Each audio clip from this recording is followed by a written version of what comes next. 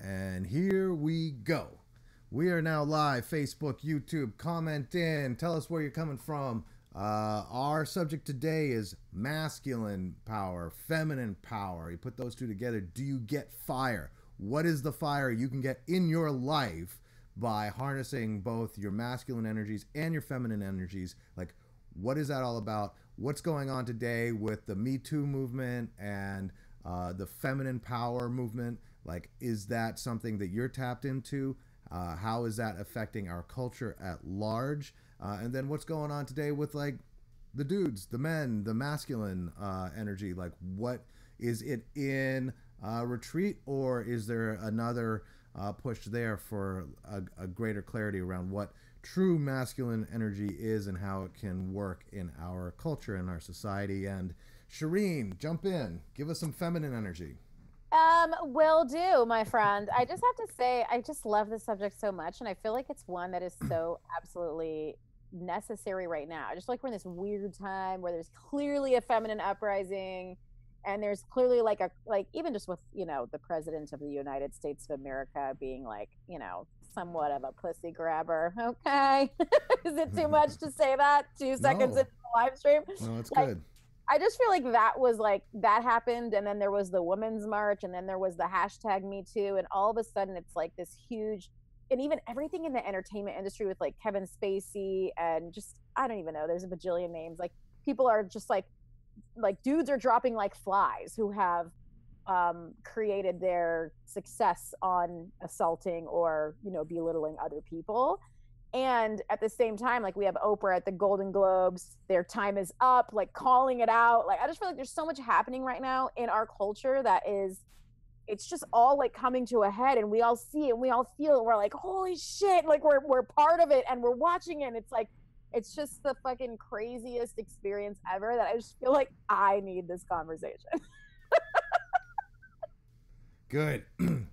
Hey, Loris. Yeah, listening to what you said and sort of the way you described it, it almost sounds like there's a war going on between the masculine energies and the feminine energies. The masculine, I would say that there is a polarization happening where there are some people who relate very, very closely with being a man and with certain kinds of masculine energy that make them go, feminism is corrupt, and feminism is resulting in all of these distortions to our culture and our systems that are unhealthy and frankly dysfunctional. And then you have the feminine side saying, well, yeah, but the Me Too movement and a bunch of the sort of unearthing of like, well, obviously something behind male tendencies is causing all kinds of abuse, and that needs to be stomped, and that needs to be destroyed and taken care of. And so it does feel like there's this rising conflict that I don't know if has ever been there before in our culture between men and women, masculine, feminine. And that conflict is interesting because it's sensational, because like, okay, anytime there's a battle or a conflict like that's going to get your attention. But it's also, I think it reveals an opportunity where if you are on one of those sides where you're really just rooting for female power or feminine power, or really just rooting for masculine power, you're probably missing out on half of your power. I think the real power comes in when the masculine and the feminine energies learn to dance with each other. They don't fight each other, but they dance with each other. It's like you make love with each other. It's like then like that's the life creating force. And I think that is like the magic potion or the magic elixir is like when masculine and feminine energies spiral together, dancing and like lift each other up. And there is this tremendous power to that. And I think what I'm seeing and what I feel like I heard you describe, Shereen, is more of like beating each other down. So how do we change that in our own lives so that we can capitalize on the major vacancy in society of people who have both strong masculine and feminine both masculine and feminine energies at work for them? And we got a bunch of people saying hello. Hey, okay, we got Shereen saying hello. Hi, Michelle. Hi, Margaret, hi Sandra. Masculine and feminine were equals during antiquity. I'm hopeful for its return. That's interesting. What is antiquity? Do you know, Shereen? Because I'm curious, like, if that's a specific date range or period of history, or is it just mean like way back when? I actually have no idea what that means. I feel terribly useless right now. Okay, we'll Google it at some point. Or, Sandra, if you want to just Google in, like, when you mean antiquity had the masculine and feminine figured out. I think what's happening, though, here's what I'm seeing happening, is that there was a period in time where men were men and women were women. And what I mean by that is, like, men were expected to be very, very masculine, and women were supposed to be very, very feminine, and there was really not much in between. Now, this is complete projection because I have no idea. Like, historically, there could have been people of the whole spectrum just wandering around and nobody gave a fuck. So it's possible that all this is a construct of the 50s, and I was born in the 70s, so I would have no idea what really happened before the 80s anyway. Like, I was just not conscious before that. So if anyone knows, let us know. But what I'm guessing is, if there was let's just go with the 50s. In the 50s, men were supposed to be men, women were supposed to be women. There was no such thing as gender bending, or if there was, like, it was really frowned upon, really suppressed. And so that means that there was a dance that was pre-orchestrated. People knew their place, and it's like, if you're a man, suck it up, be a man. Men don't cry. Be strong. Be tough. That was your prescription for being a man, and that was all you were allowed to do. If you're a woman, be feminine, be receptive, take care of the home, take care of your man. Like, don't talk back. What's that? Don't talk back. Yeah, like all that stuff, right? So there's the whole power dynamic in there too, and in that situation, although not the most evolved situation, not the most evolved way to handle masculine and feminine energies, it created a power dynamic that, like, basically propelled the United States into, like, the biggest technological industrial revolution ever. It's like there was a power to the 50s behind that kind of cooperation. You be all 100% feminine, I'll be 100% masculine. We will get married and stay married, and through that partnership of you being 100% feminine, me being 100% masculine, we bring together the feminine power, the masculine power, and together as a household, as an undivided partnership and team, boom, there's superpowers there. Nowadays, you have the opportunity to internalize both into you. Like, it's not about necessarily, are you the perfect masculine, hyper masculine man married to the perfect super feminized woman. Maybe you both have tremendous masculine power and feminine power at the same time. I think women are more in touch with this opportunity because women, after joining the workforce, have had to develop very masculine traits in order to compete with the men in the workforce.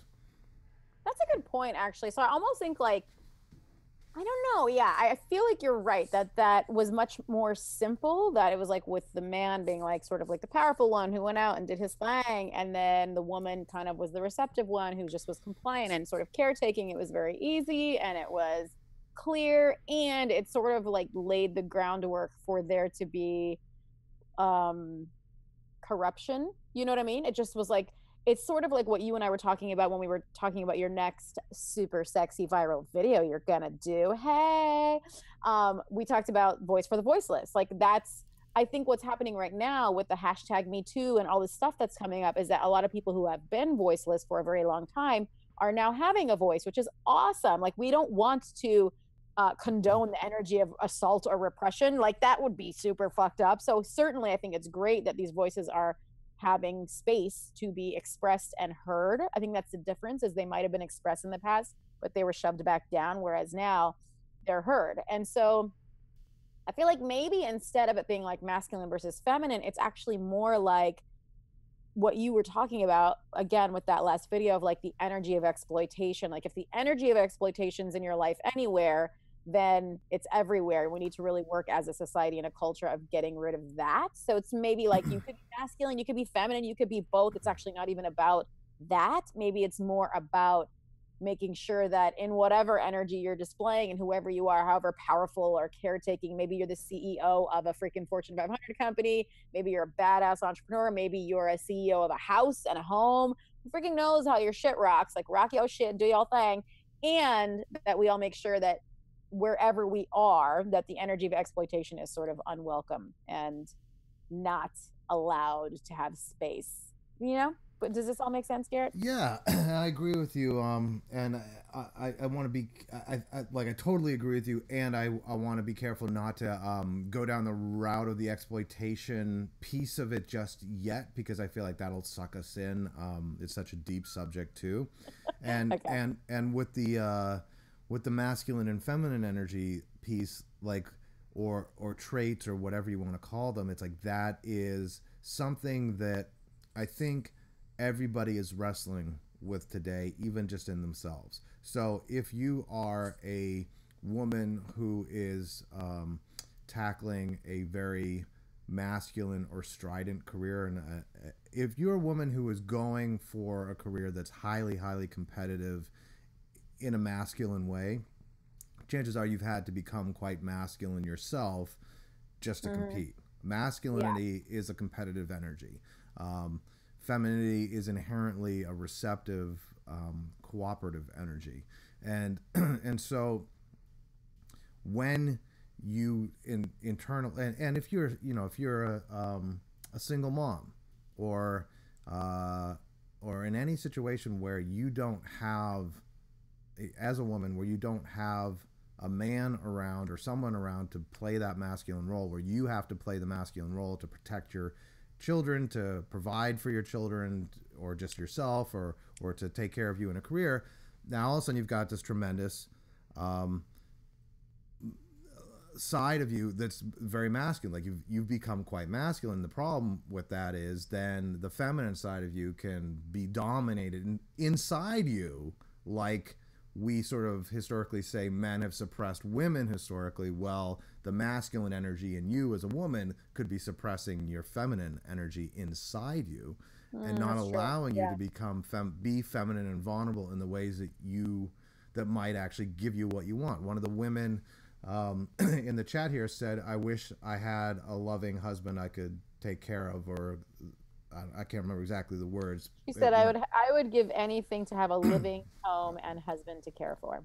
living home or living loving husband was it? I I think it was think she meant to say loving, but it was a yeah, typo. My loving husband, loving home and husband to care for. Right? I would give anything for that. Well, the thing you might have to give to have that is your masculine energy. And the trouble with giving that is it makes you feel very vulnerable. So when you choose to not be masculine and to not employ masculine energy, it makes you vulnerable. And the feminine has always been quite vulnerable to exploitation, like you were just saying, Shereen, and bad. Yeah. abuse and being controlled and being manipulated. Well, I don't know about I think the feminine energy is actually very good at manipulating, and that's how the feminine energy. Well, I think that's how That's you how we sort of get what we manage. want. Yeah, but you can't do it directly because you go directly against a strong masculine energy, and it's going to stomp on you. It's going to, Yes, you know. exactly.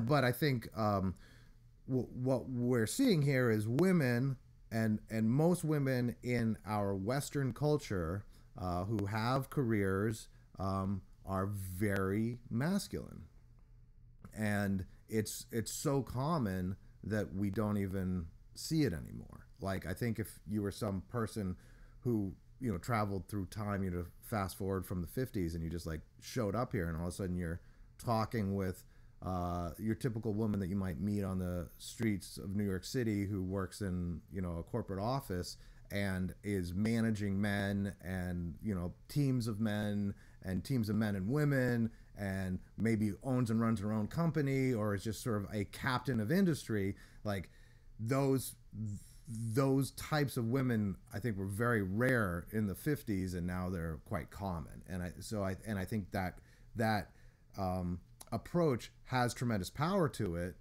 and at the same time it's very different than anything we've ever been set up for Mm-hmm. intrapersonally. Like Yeah, how do you yeah, go ahead. I was just gonna say it's really interesting because as you were describing this type, I kept thinking about my mother-in-law. Like she is a C-level executive at a Fortune 500 company. This chick is a boss. She's like a boss in every sense of the word. And she knits and she likes to garden and she has kitties. Like, you know, like she just sort of embodies the like total pendulum on both sides of masculine and feminine. And I'm always very amazed with her. I'm like, how does she do it? Like, you know what I mean? Like, it's really easy for me, like when I get in work mode to like stop cooking because I'm just like, dude, I don't have time. Actually, Garrett, I'm gonna have to pause because my babysitter just got back because Luke started crying. So you just take it away, honey. I'll be right back to you in a hot second. All right.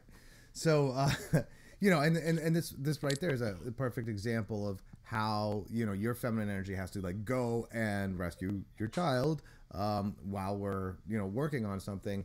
And that is that, you know, and the example of your mother-in-law is like a perfect example of how, actually, I'm going to wait until you get back, Shereen, because it makes no sense to have a conversation with you about it and then not even have you hear it.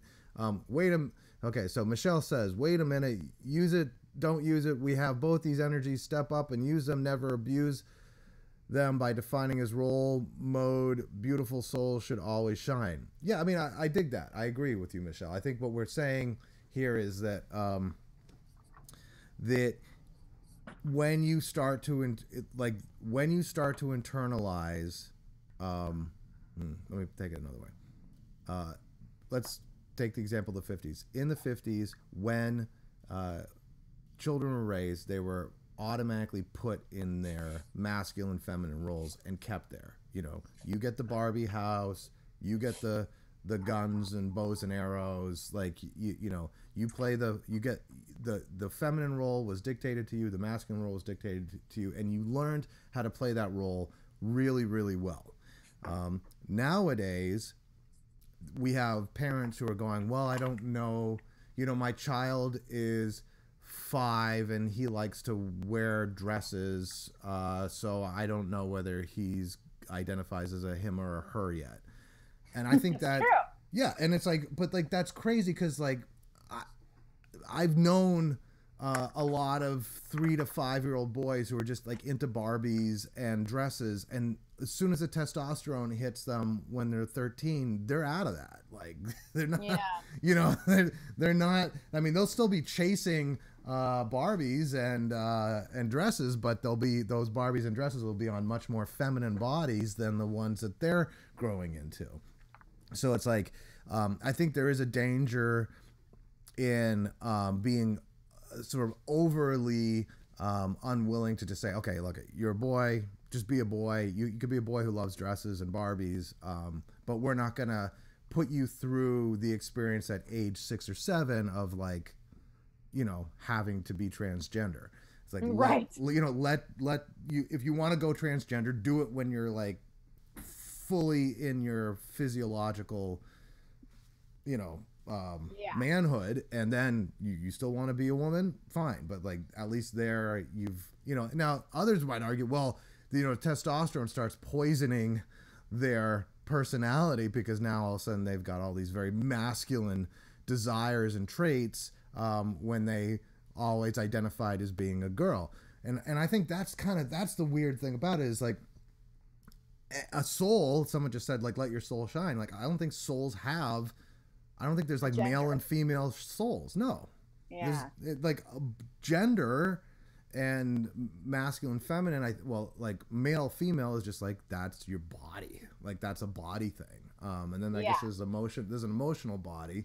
And I couldn't speak to that. Oh, but to go like full, now that I know you're back, Shereen, like to speak to your mother-in-law, she's a great example of somebody who's mastered their masculine to the point that the masculine isn't dominating her feminine side. So she's able to put aside the masculine and still knit and enjoy cats and bunnies or whatever it is. Right.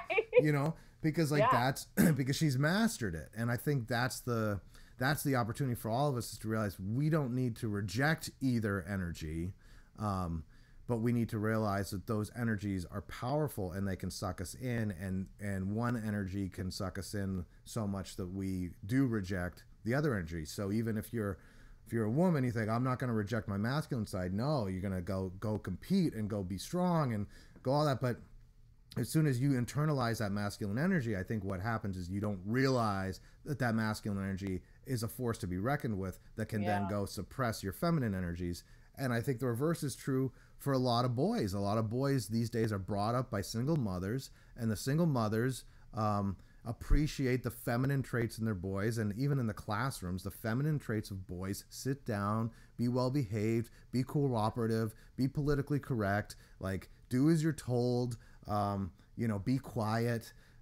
All of that stuff those are really like feminine expressions that very masculine boys like are not good at, and so they get punished for being masculine, and they grow up thinking, okay, I always get all the positive reinforcement when I'm arty and feminine and sensitive and all the feminine qualities. And then you have like these hyper feminized boys who the unfortunate thing for them is they've been taught to reject their masculinity to the point that they're kind of useless to themselves and everyone else, unless they're gay and they can be kind of the girlfriend partner in a gay couple, or they find a hyper masculine woman who's happy to have a very feminine boyfriend, but like otherwise, these dudes are kind of cooked. Well, and I think this is like such an interesting subject because, like you said in the beginning, a lot of women, in order to compete in the working world, had to sort of like enhance their masculine traits. So I think like oftentimes women don't know how to be feminine in a relationship. So they either, like you said, attract a feminine man, or they just like sort of repel any masculine energy that comes their way because they are masculine and it's just not working. Yeah. So like for me, go ahead. No, you talk about attracting a feminine man, because I think that is a huge problem for women these days. You have women who have a command of their masculine energies. They may have their masculine energies may be suppressing their feminine energies, and because they know they need more femininity in their lives, end up with guys who are sort of really a nice complement to their energy, much more feminine and sensitive, but also that like these guys are not turning them on because like when it comes down to the physicality, it's kind of like, no, wait, you're supposed to be the dude. Like, so talk about that. I just think this is like a problem that's running rampant because there's all these chicks with dicks running around town. I mean, you know what I mean? Like, I literally think like women these days actually don't really know how to be feminine. And I think it's caused a lot of problems in dating, relationships, and marriage. Well, what about the guys who don't know how to be masculine? Well, that's a great point. I never think about it from that angle, but you're right. I mean, and I don't know. I mean, you could probably speak better to where they would get that from. I guess you just did, because you said like in the classroom and like, these single moms who are sort of patting them on the back for these very feminine tendencies they have, and or the moms or teachers or whatever are almost hyper masculine, therefore emasculating them, like not empowering them to step up and have their own backbone, but really kind of like, sit down, dude, I'll do it for you. You obviously don't know what you're doing. And they sort of learn to take the back seat. Because I've done this before where I was like the masculine energy in a relationship, and we were great, and we actually were off and on for like 2.5 years. We just like couldn't like get away from each other. We were like just had this really good BFF companionship thing that we just kept coming back to each other.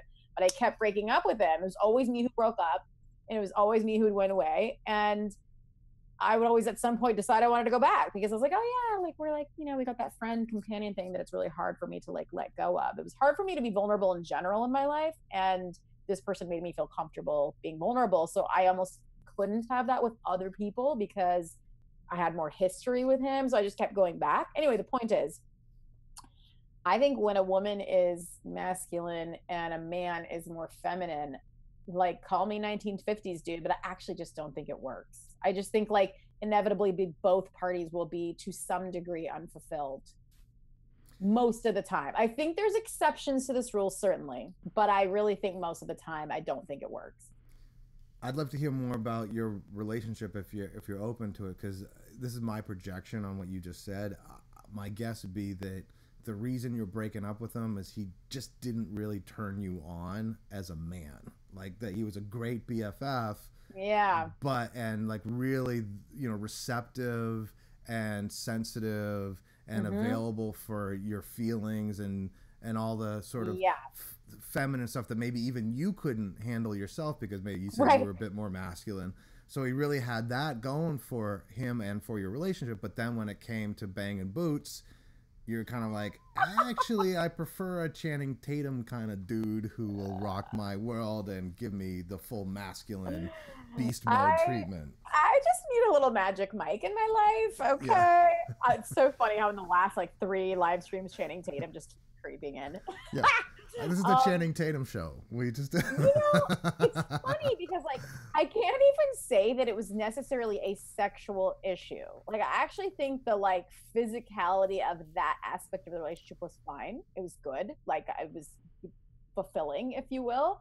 Mhm. I think it was like psychologically, I knew that I was his alpha and I didn't like that. Like, even though I have a big personality, I've always had like a big personality. I've always known I don't want to be the dude in a relationship. And in order for me to really like submit or surrender or accept someone as my equal like partner, I was just like, you gotta have bigger balls than me. And I just knew he didn't. And so I think that was like it was like dead from the beginning. We had a great thing going, and I'm sure we had some like past life, like I don't know, we just kept coming back, whatever. But always it came down to like, but I'm the dude. And I don't like that. It's not, I just knew like long term, that's just not what I want. I don't want to be the dude in a relationship. And you experienced that on the physical level, the emotional level, the mental level, what spiritual level? Like, what levels did that Uh, feel the most present for you? definitely mental, and definitely like, I guess this is also mental, like ambitious. Like I felt more ambitious than him. Oh no, I I mean felt like where you felt like you had bigger balls than him, you were more alpha, and that was a turn off. Like, were you turned off emotionally? Were you turned off physically? Like, can you describe like where the turn off might have been coming from if you had to describe it in your being? I think that I was emotionally actually consistently let down by him. He actually did display like little boy behavior. Oftentimes it would flake on things and was Mm-hmm. just, just kind of like didn't really show up for me. So emotionally, I was definitely just let down. I think mentally, it showed up in terms of ambition and or me foreseeing that I would make the babies and make the money. And that I just felt like, I don't know about that. Yeah. Feels like a lot. And then physically, like I'm a Gemini. I'm like all in my head. Like I can't even say really that like I'm not a person who will be like, the sex wasn't good enough. Like I'm not that person. Unfortunately, I'm sure this would be a juicier live stream if I was totally saying that. But that's not my Well, style. let me ask you. Maybe the sex was fine, but how often did you want it? Like, like, oh, I'm not in the mood, or like I'm just never in the mood. Like, did you notice that happened in your relationship where you're just like, this guy is, so my bitch that I just, Yeah, I'm just not not in the into it. mood. Yeah, is that true? Yeah. I mean, I've been with Kenny for 7 years, and this person was before that. I'd have to really think hard to conjure what the fuck her sex life was like. Yeah. Been like a bajillion years. Well, I'm sorry, Garrett. I'm just guessing, and I'm projecting here, but I'm projecting sort of based on other anecdotal stuff I've encountered, and also just sort of studies around this. But I think really like the reason that 50 Shades of Grey was such a huge bestseller, I think, is because here you have so many uh, masculine oriented professional women who are tired of being alpha, who are tired of Yeah. dominating, who are tired of being in charge, and just like some guy, some billionaire who will just tie you up and tell you what to do and spank you a little. Like This is that's why 50 Shades of Grey was like such a sensation because there's something to this. And this is what's so funny. Like, it's just so funny because I feel like oftentimes in the world, like, women are like, equal rights, feminism, like, get away, you pussy grabber. Like, there's this side of life that's very like, we want to neutralize that power energy, and we want power, and like, we want to not be seen as objects, and we want to not be seen for our bodies. But then there's this total other side of life that's just like, dude, sex is power, and it just is what it is. Like, being desirable, is that a word, desirable? Yeah. Is powerful. So like, you know, there's just that energy of like alpha and the primal. It's almost like the primal versus like this like progressive thing we're trying to do here. I think Yeah. about this all the time, how like being in our heads is like over here, but being in our bodies is like over here. And I'm like, how do we intersect all this shit? Like, how do I be like a mom and this entrepreneur, but a wife, but really be successful? And like, I don't know. I'm just like, there's so many things. So I hope I'm doing all right. I'm going to throw out a new idea that I just had here, and maybe it's not a new idea, but, you know, the grab 'em by the pussy thing conjures it, and the desire to beat that down, right? So when he said that, and I first heard it, I laughed. And then I was like, oh, well, that's just locker room talk. And then within like 24 hours, I think that's how he explained it. Like, oh, that's just locker room talk. But the other thing that's interesting about it is like, okay, you don't want to be caught saying that stuff in the national media, but the dude was, and I think he handled it pretty well. But at the same time, it's like, oh, well, that's technically assault. Oh, it is. But here's the weird thing: is like feminine energy often responds really well to hyper aggressive males, like, you know, a man who will just take you, who has the balls to just grab you by the pussy and take you, like, it's gonna turn you on. Now, whether or not that's politically correct or the right thing to do, or whether you've been violated in any way, I'm not speaking to that. I'm just speaking to, like, does it turn on your feminine self to be grabbed by the pussy and to be taken? Like, is that something that works if you wanted it, like if it was the right man?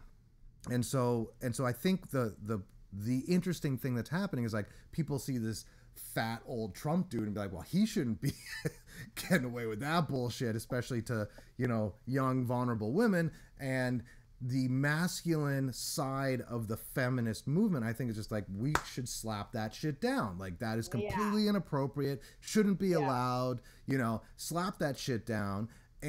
But I think the thing that's slapping it down is actually masculine. I actually think it's like it's the masculine energy. It's like, if I'm a dude, right, and some other dude comes and grabs one of my women by the pussy, you know, like someone who's in my I don't know how to say it, like, let's say I have a harem or whatever, you know, women that, like, I consider sort of in my tribe, right? I see some dude come out of nowhere and do that. What am I gonna do? I'm gonna fucking slap him down. Like, you do not get to do that. Those are my women, you know, like, you don't get to do that. And I feel like that's the kind of energy that's like, whoa, you know, Trump, you cannot be going around doing that.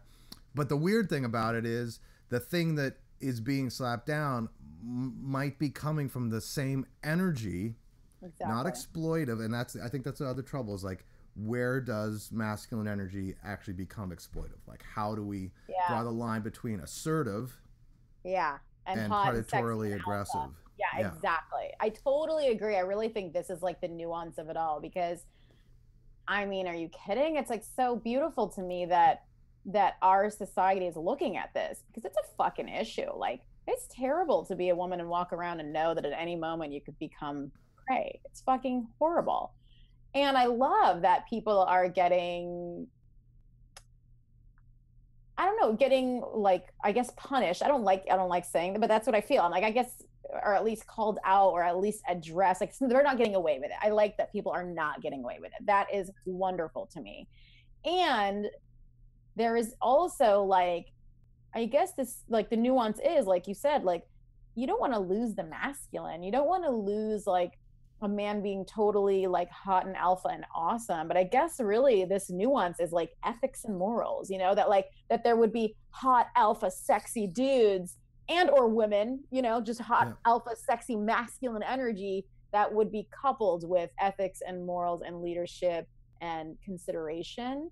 and also being in tune, because I think that there's also this like weird gray area where I think sometimes because I studied nonverbal communication in college, like I was a communications person, and like women just read nonverbal cues and they often communicate passively because they're taught to be that way. It's part of the feminine whatever, you know.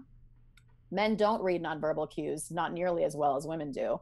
And so I do think there's a place, there's a gray zone where like a woman might be giving nonverbal cues that are a no, and a man doesn't even read it and just still goes because they're in their alpha. So I think there are some cases in which a dude just totally fucked up and wrong and it's terrible and it's obvious, you know? And I do think there's like some cases where it's like slightly gray, where you're like if he was more in tune, if he was more connected, he would have slowed down to see that she didn't want that.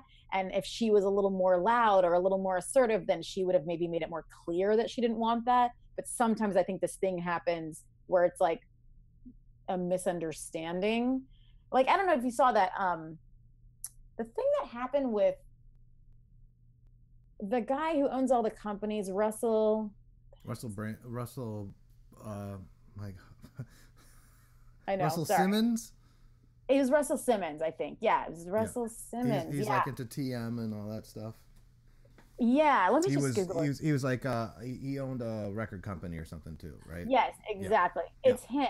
So basically, when the hashtag Me Too movement came out, apparently he said something to the effect of, like, I would never do that to anyone, or I would never want my daughter being treated like that. He said something sort of publicly that was addressing it. And then a woman from his past came up and like wrote an article about how she was out at a club with him, and it like they had known each other for years. They had mutual friends. Did you hear the story? Am I like No, I haven't no? heard this. Okay. I think I heard the little news clip that he got, he got swatted down too, but I didn't hear how. Yeah. So like basically she told her story, and her story was that they had known each other for years, and I think at certain times he had made it obvious that he had interest in her. Like I think he sent her a bunch of like balloons and flowers on her birthday, something that kind of like showed that he was maybe interested. And I don't think she ever really like fully took him up on any of his advances. So they were just kind of like friends in circles, and they'd see each other like literally over like decades, like just they had a sort of a good rapport going. And then one night he was going to give her a ride home, and it was his driver and him and her in the back seat. And she said, "Oh, you want to turn here to go to like my place?" And then Russell was like, "No," told the driver to like keep going. And then she was kind of like, "Oh," like I think she took that as like, "Oh no, like he's trying to dominate me." And he might have been. He might have been. But basically, what ended up happening is instead of her asserting herself and saying, like, "No, bro, let me out that car," like instead of her like coming up harder, she decided that she basically felt in danger. She felt like he was going to like dominate her, like that he wasn't listening to her for not turning that way and telling the driver to go that way anyway. And they also didn't go in the front of his building. They went through some weird back way. So she like perceived this as like, dude, I'm going to get raped right now. Like I will probably be raped in this situation. So instead of ever explicitly saying no, or like telling the driver no, or instead of ever explicitly anything, she just decided to have sex with him to avoid rape. And so like I don't know what was happening on his side. I don't know, but he addressed this and he stepped down from his companies and he said that wasn't the way I saw it. Like I'm Right. deeply sorry, and that wasn't the way I saw it. And so like I just think this story sort of highlights what you just said, which is where does the masculine become exploitive? Because you want that hot alpha energy, but clearly like you can't get away from that, and we don't want that to go away. It's beautiful. And you don't want a woman to feel like she has to have sex with someone to avoid being raped either. So you're just kind of like I don't know how that dance goes, but Well, so one of the problems with the dance is, and I think this is what really it seems to be the gasoline on the Me Too fire, is men and women working together, like women in the workforce, men and women in close proximity to each other, working together in a professional environment where men have power, authority over these women's not only jobs, lives, and careers.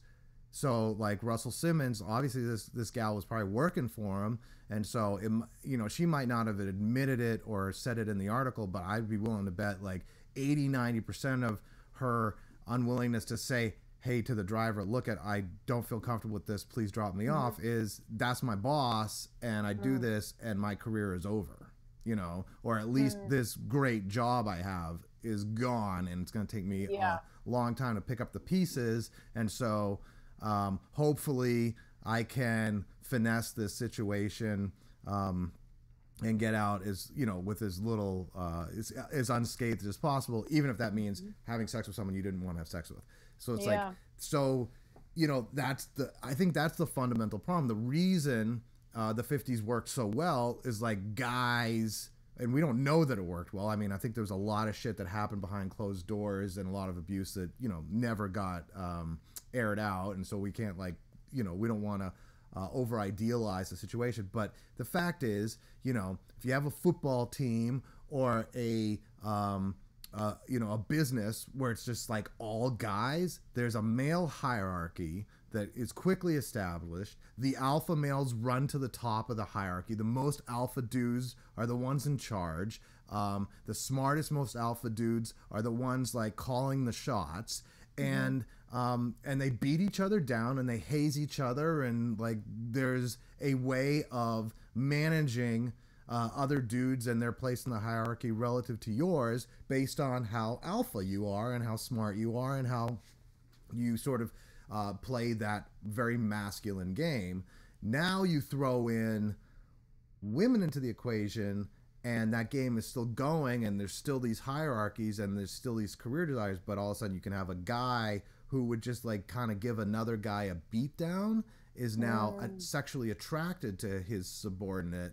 Right. And it's That's like confusing. it's super fucking confusing. And then you have women in a very compromising situation where they're working towards a career and this guy is misinterpreting their politeness for attraction, you know. So there is that. So that's a huge mind fuck, and I think it's a huge minefield too, because you know, like until like there's a, I mean, it would basically the rule would just have to be you can never date anyone that you work with.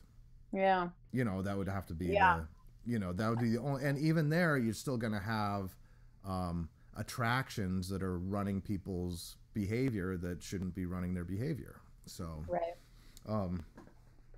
so that's one side of it, but then the other side of it is you know, if we get into this environment where the only way not to be guilty of assaulting a woman or someone, I mean, it doesn't have to be a woman, but the only way to not be guilty of assaulting is to like constantly get explicit permission. I've seen these things where it's like, is it okay if I touch you here? Is it okay if I kiss you? Is it okay if I hold you here? Is it okay if I grab you by the pussy? Like, you know, it's like, okay, you know, you're getting all this permission explicitly, but that again is like very heady. That's not like the it's like beautiful not dance hot. of masculine. That's, yeah, exactly. That's It's not like hot. Like, no. Don't fucking ask me, bro. Like, that's weird. Like, don't ask me for permission. Right. That now I feel like I'm your alpha, and like it's not hot. So like the way I like to go about things is I like to ravage my woman. You know, I will like grab her, I will throw her around the bedroom, I will manhandle her, and we will have a great time. And like she will be screaming sometimes, and sometimes it'll sound like she's screaming for her life. But and when she does, I might pull back just a minute, just be like, you know, and then we're just laughing, like it's a good time, you know. Yeah. But there is an element of female sexuality that I've experienced a great deal of, where it's just like, rape me, like manhandle me, take me, like that is like the ultra feminine thing a lot of the time. And it's like, okay, can you lovingly play that role of the beast? And I love to be the beast. I just come into that bedroom and I'm a beast. And sometimes I don't come in the bedroom. I'm grabbing you out of the backyard or something, dragging you through the house, throwing you on the bed, ripping your clothes off. Like caveman. I'm a fucking caveman. And it's great, but it's like, if I had to ask permission every step of the way, it would just totally ruin it. Yeah, it would, like, exactly, the hotness is like out the window. Now you're like, is this okay? Is this okay, sweetie? Yeah. It's just so not hot. What do you want me to do? How do you want me to make love to you, honey? Yes, you know, like, is this good? Is this good? Is this doing it for you? Are you coming yet? You know, it's like, oh my God. It's like, it's I just feel like, you know, No, it's All the just like women. I want to like grab you and just like throw you around and bang, it's like Okay, grab you Garrett, by the throat. It's Garrett. like that's the All the women on this live stream are trying to do you now. Like everyone is probably like, yes, Garrett, we're all gonna come to wherever you live, and line up. I'll take care of all of you. Just oh god. I'll give you the treatment you've been missing. There's not enough men in the God. world. That's the problem. It's like there's not enough men who are really able to like connect with their inner beast.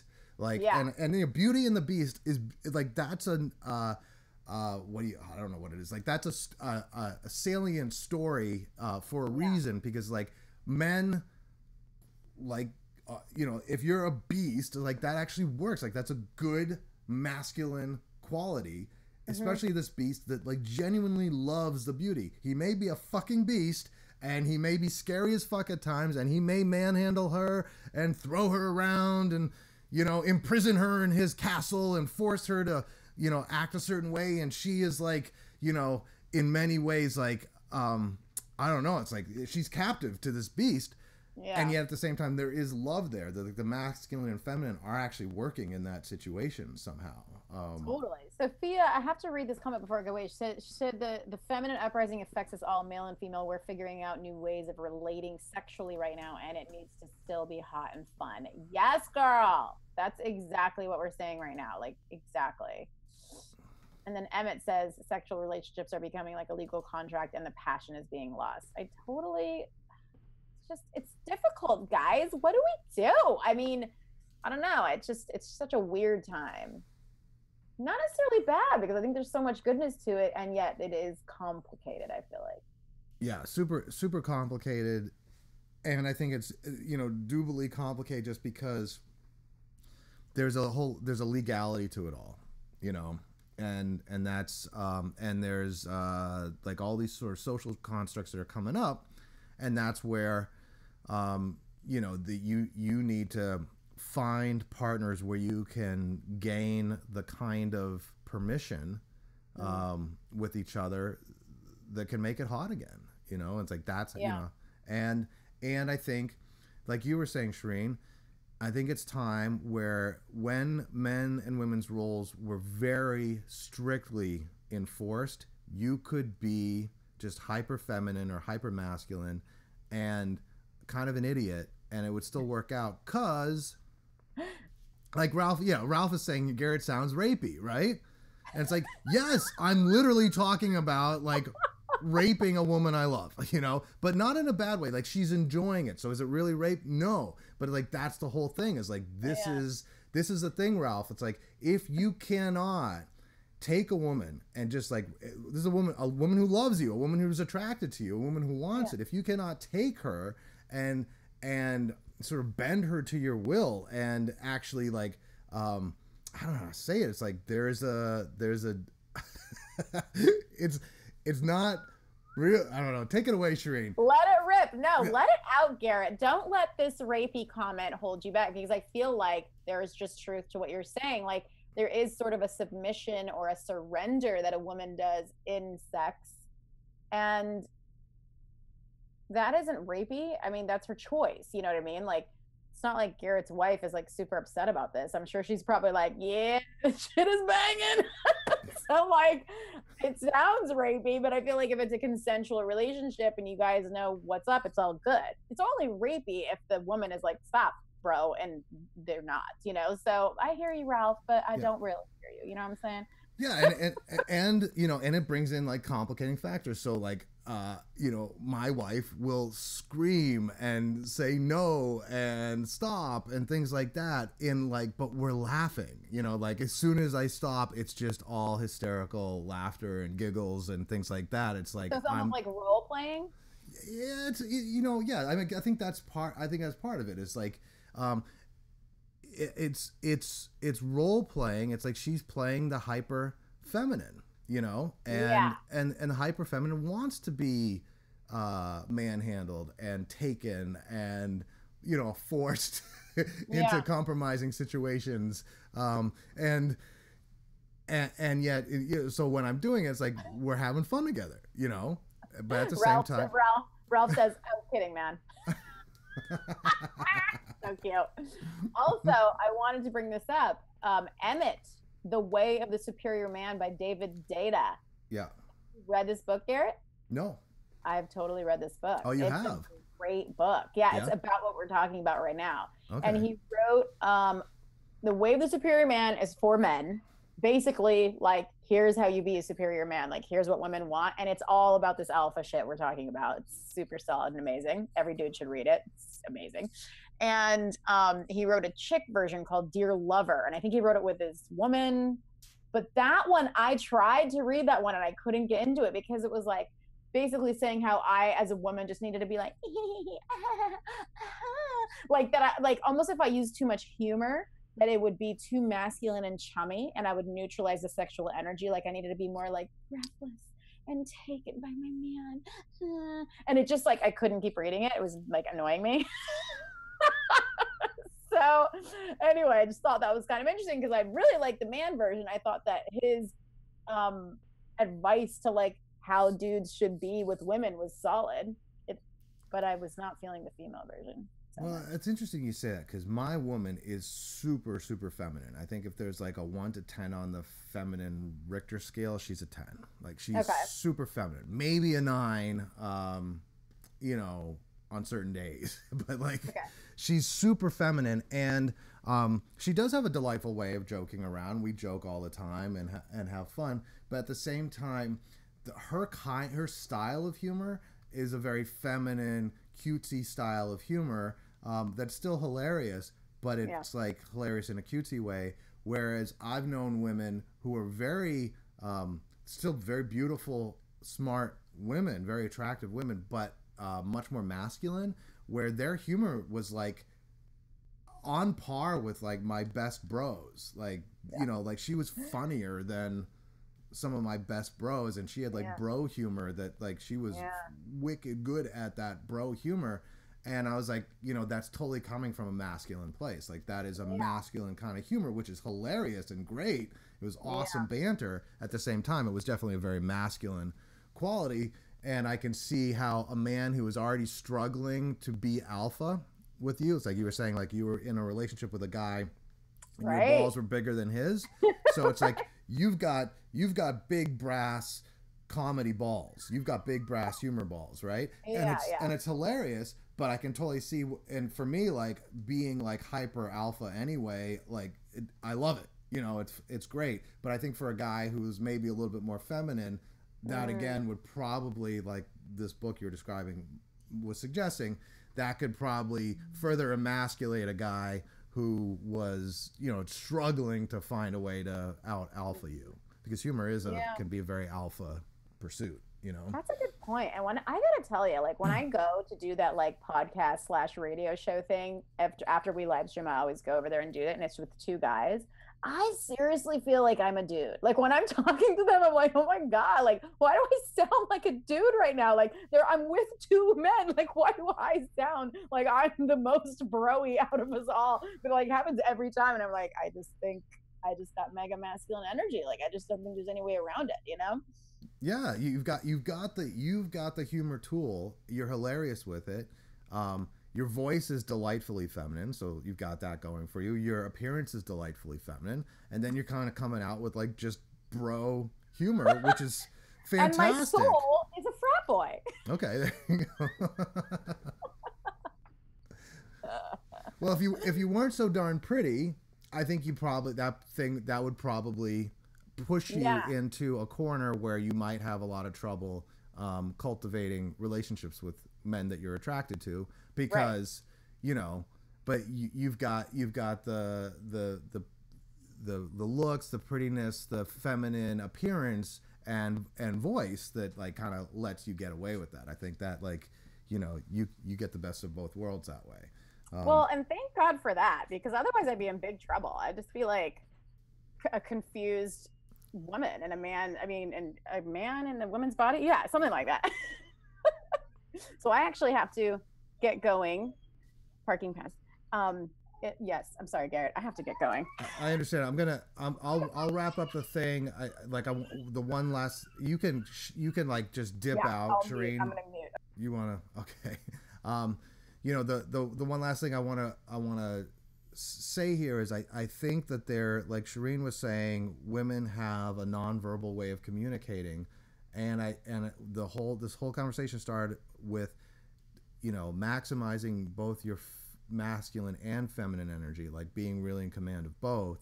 I think the new opportunity for men is to have a well developed feminine energy that can recognize when non-verbally you're being communicated with and what's being communicated non-verbally.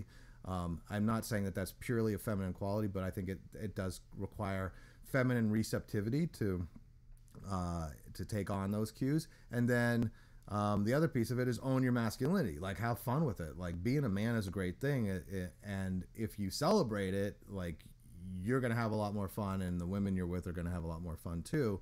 Flip side of that is I think women are struggling to find men that can out alpha them, which is a weird irony that we're living with today. And then the question is like, well, how do you either find a guy who can out alpha you, or how do you, like Shireen's mother-in-law, find a way to turn off your masculine drive during periods of time when you're looking to court, and see if, and what I mean by court is like when you're looking to date or whatever, it's like turn off those masculine traits for a little bit.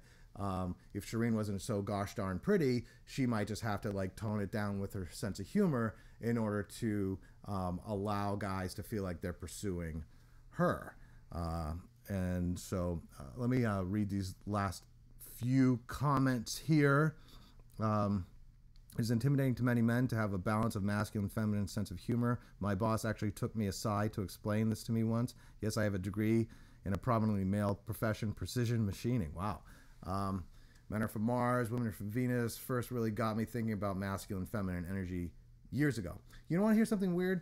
I've heard this. I don't know if it's true or not, but I heard this a while ago, that there is an epidemic of impotence in colleges.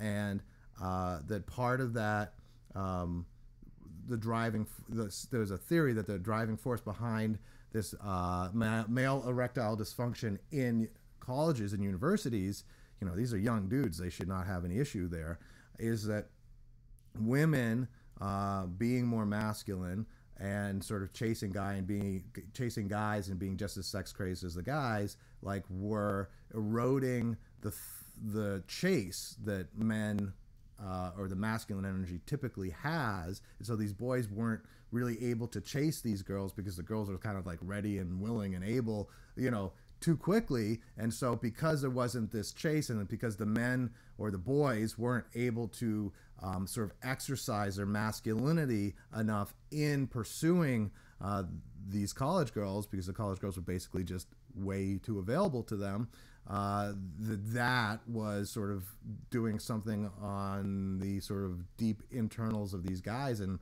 causing them to have erectile dysfunction, because there was nothing, they just weren't, they were playing too submissive of a role or too passive of a role, and that just wasn't, getting it going for them. So I don't know, I guess I could leave you with that. This has been a weird I've heard that it is from a generation who grew up on online porn and don't know what to do with a real girl. Well, yeah, I mean, I think that's very true. I think, and then the hunt is better than the catch sometimes. I think the thrill of the chase is a very real thing.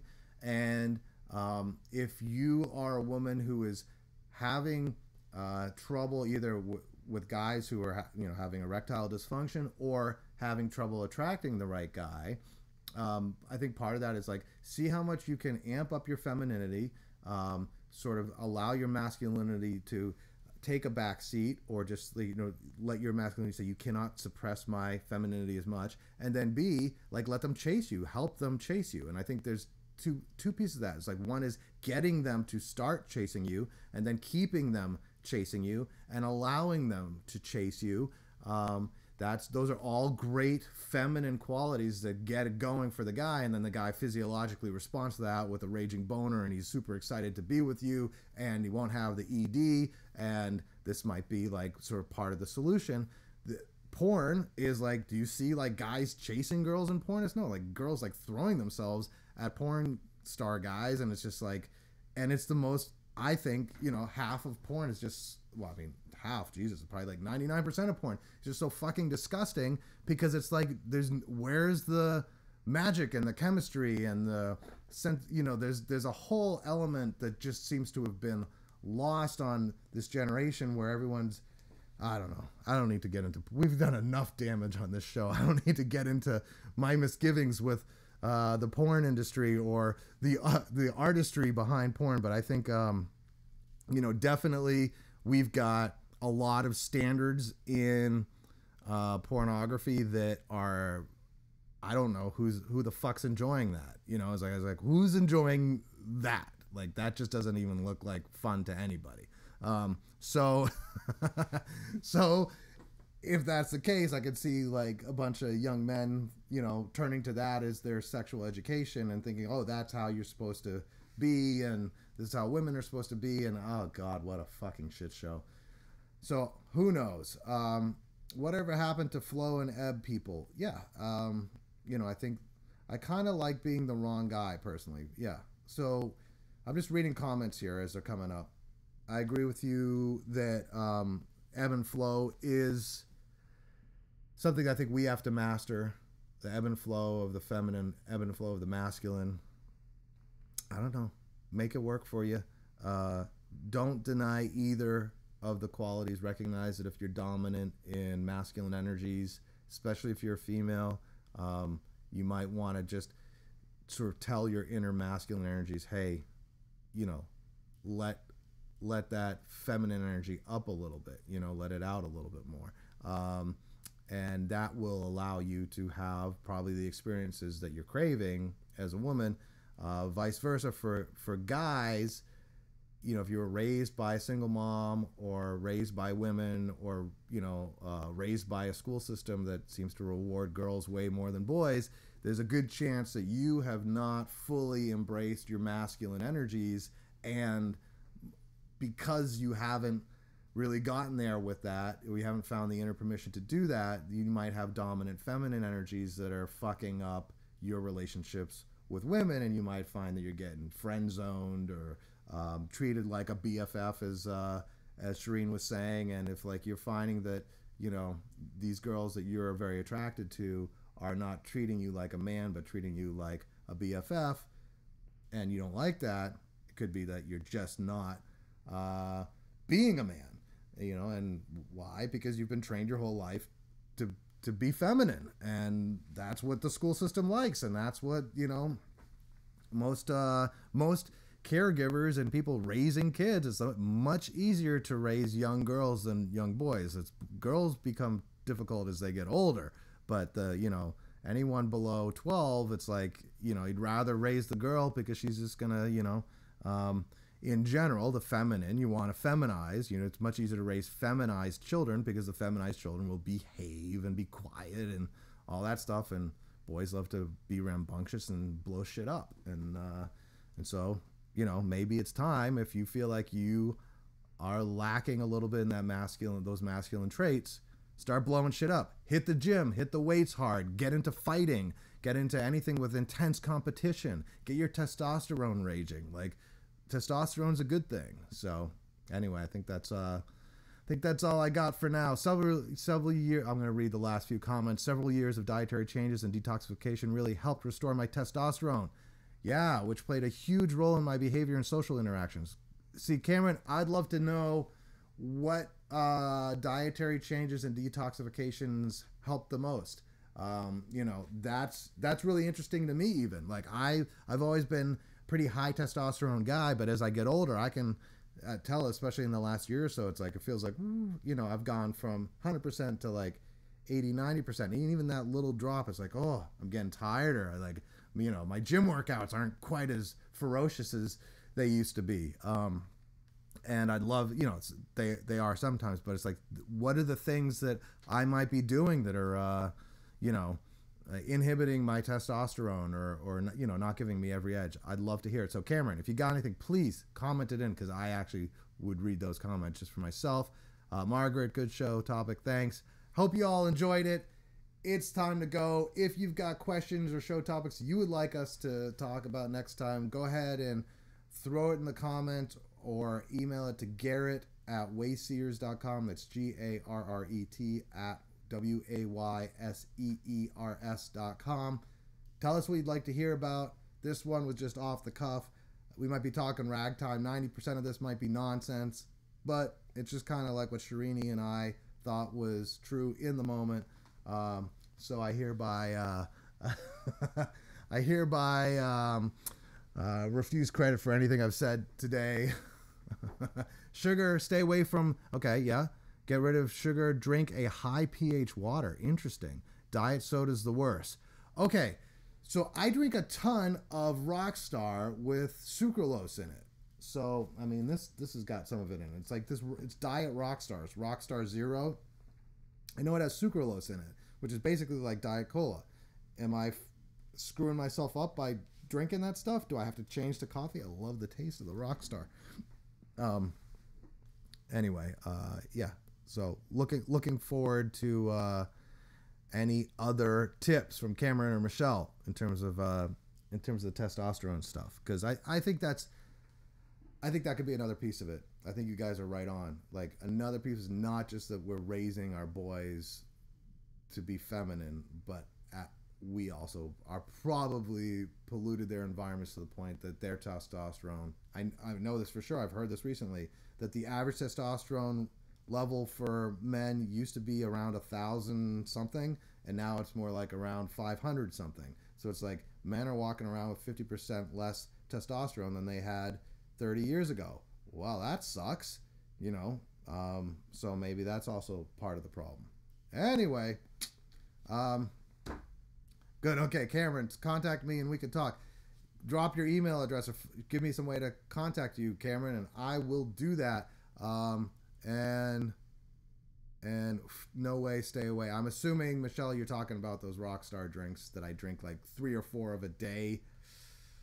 All right, I'll try to. I think there's a lot more on this topic. Okay, well, we'll keep rocking the topic. And till next week, looking forward to it. Take care, everybody. God bless you. Bye.